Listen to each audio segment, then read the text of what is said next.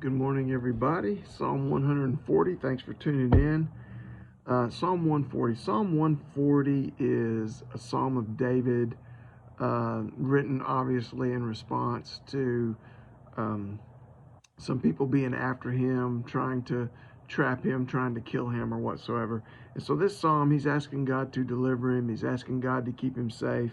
And then he asks God to just, rain judgment down and bring the consequences upon his enemies. And then he just ends with sort of a little doxology, not really a doxology, but just a little a little statement of faith, I think.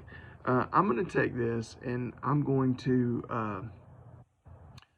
completely like New Testamentize it. That's not really a word, but I'm going to completely bring it into a New Testament situation because you see, while you may not have any physical enemies who are after you, and you may, and you can read Psalm 140 about that, but you do have an enemy that's after you.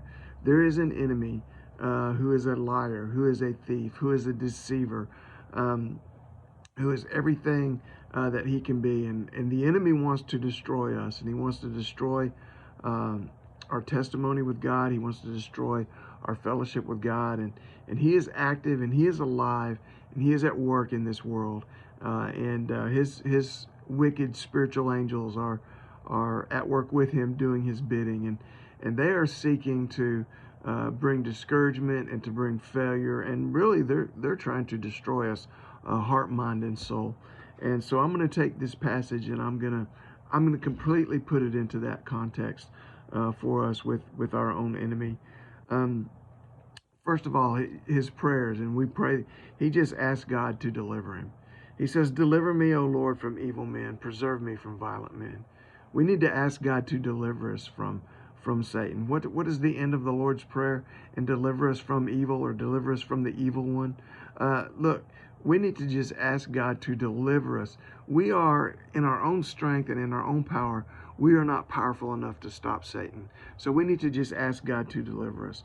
And then in verse 4, he says, "Keep me, O Lord, from the hands of the wicked, and preserve me from violent men." He says, "They have hidden a snare for me.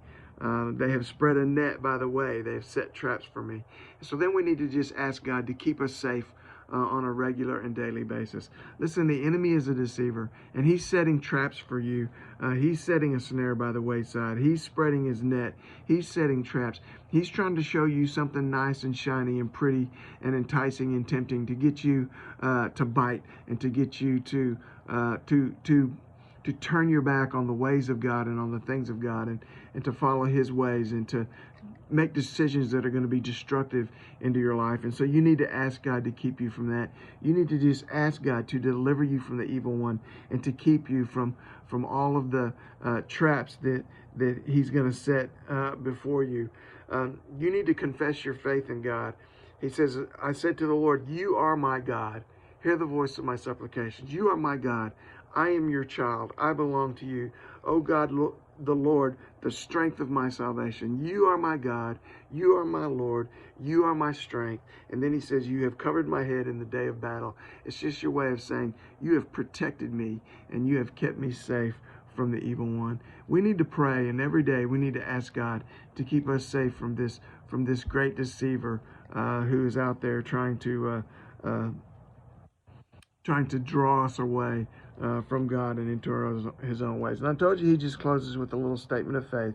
He says, "I know that the Lord will maintain the cause of the afflicted, and justice for the poor. Surely the righteous shall give thanks to your name. The upright shall dwell in your presence."